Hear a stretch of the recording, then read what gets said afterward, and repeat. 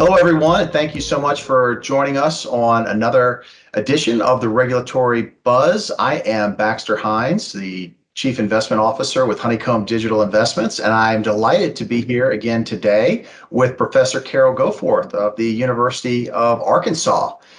Today is August 17th, 2021. One of the biggest issues right now in regulation has to do with the infrastructure bill that just got passed last week through the Senate. I think most people out there are wondering, what the heck does crypto have to do with infrastructure, and why do we see so many headlines around this one topic in a multi-trillion-dollar spending bill? So Carol, let me introduce you, and maybe you kick us off and say what you're thinking at a high level. All right, I'm happy to talk about this. I think the question that most people are likely to have is exactly the one that you raised. What does crypto have to do with infrastructure? Isn't that roads and bridges? And the answer is yes, infrastructure is roads and bridges. And yes, we're talking about a bill that involves more than $1 trillion. And that has to be paid for. And so crypto comes into this as part of what's known in sort of the legal world as the pay-for provisions, that are provisions that are embedded into an expensive bill to help pay for the cost of implementation.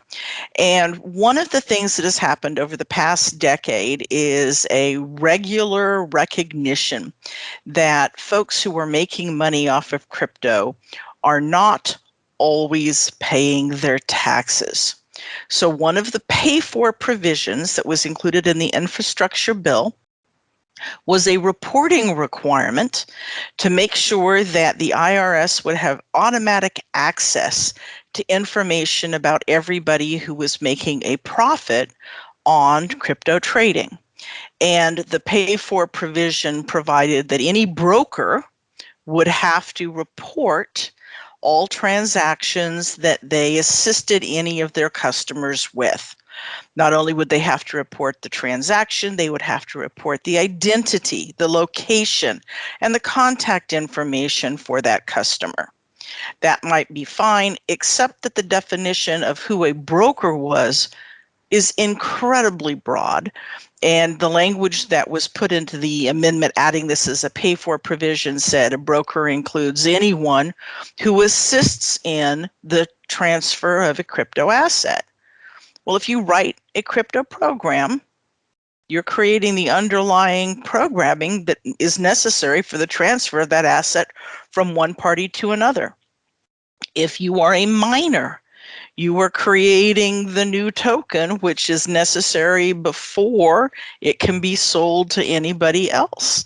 So you too are performing an action that is part of the chain of transferring this crypto asset.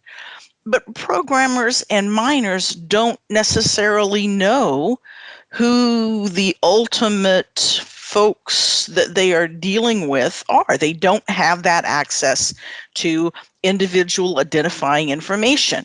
And if they are therefore required to report things under penalty of law, if they don't, and they cannot comply, then you create a situation where it is illegal for them to perform these very essential actions. So you either push them away from the country or you shut down the business. Now, this was just a reporting obligation. It wasn't a new tax obligation. So it wasn't going to shut down the entire industry. But the report obligation itself was potentially quite troubling for all these folks. No, I think you're exactly right. It got down to a matter of defining things, and the media really took a shine to this, and it literally was reported, and from what I understand, it was the one element up on Capitol Hill that was stalling a multi-trillion-dollar bill from getting through. And so I see this as a pivotal time in the digital asset space because, number one, it's brought a lot of attention to what's going on. And to me, what was great was there were so many people, they were picking up the phones and calling their senators saying, don't stifle innovation, don't make rules too onerous. Within the medical field, there's a saying with the doctors, first do no harm. These people encourage their senators and their legislators to do just that. And so I think that two things. Number one, that people in Washington who hold the power, they realize that, hey, this is a big deal, that blockchain technology is here to stay, that there is an incredible amount of economic growth that can unfold. And number two, they realize that there is a community that is going to be watching the member of Congress or the members of the Senate. And if something goes on that they don't like, it's going to be a big pain in the neck for these senators, either at the ballot box or just having to deal with them, contacting their offices and making their life more difficult than it could be. So I think that's a great thing for crypto in the long term. I don't know about you, Carol, but people acted like in the media that this was bad for the price of crypto. What's your thought?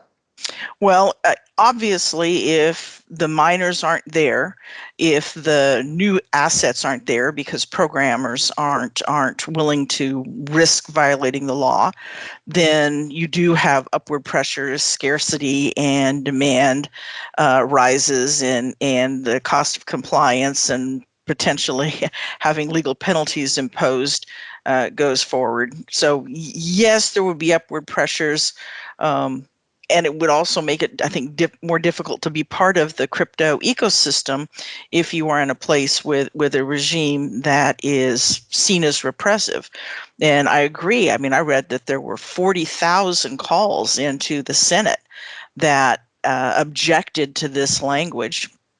And while there were other problems with the bill along the way, it was the single issue for the last several days holding up the packet. And for reasons that really had nothing to do with crypto, the lone senator that refused to sign on was sort of called into the limelight. Why are you opposed to this? And he made a big deal out of it, saying, I'm not anti-crypto. And in fact, since that, we're now seeing pressure on the House, and we've seen a public call from two GOP senators actually asking regulators to please make sure before you do anything to communicate with folks in the industry. And I think that higher visibility, that recognition from legislators that crypto innovation can be positive, I think it's a wonderful thing for the industry. I think it's very important too. Totally agree. I've always been for regulation in the industry, that in order for the mass adoption to happen, there are going to have to be rules that the digital space plays by. I've always been for paying taxes on your gains in the digital space. And so I think this is a natural step. But like we said, you don't want the legislators to overstep, to make things too onerous, because it's a global technology. The business will go overseas. And so we have to be cognizant of that here in the United States and make sure that we do what's best for the long-term growth of the industry, but make sure people are protected away. So it's finding that balance. And I don't think we rocked the boat too hard in this last episode. I don't either. And I'm particularly happy. Legislators are busy people. They aren't just regulating crypto. They are actually concerned about things like roads and bridges and every other part of running the government. And honestly, crypto assets and regulation is not the easiest thing to get a handle on when you're just starting to become aware of what, I mean, this is a new technology. It may not be new to you or to me or to the folks who are really immersed in it, but to a lot of our legislators, this is new, this is complicated. And so something that gets their attention in a way that makes them realize, yes, there's tremendous upside, but I do need to be careful in the way that I approach regulation, I think is all to the good. Totally agree.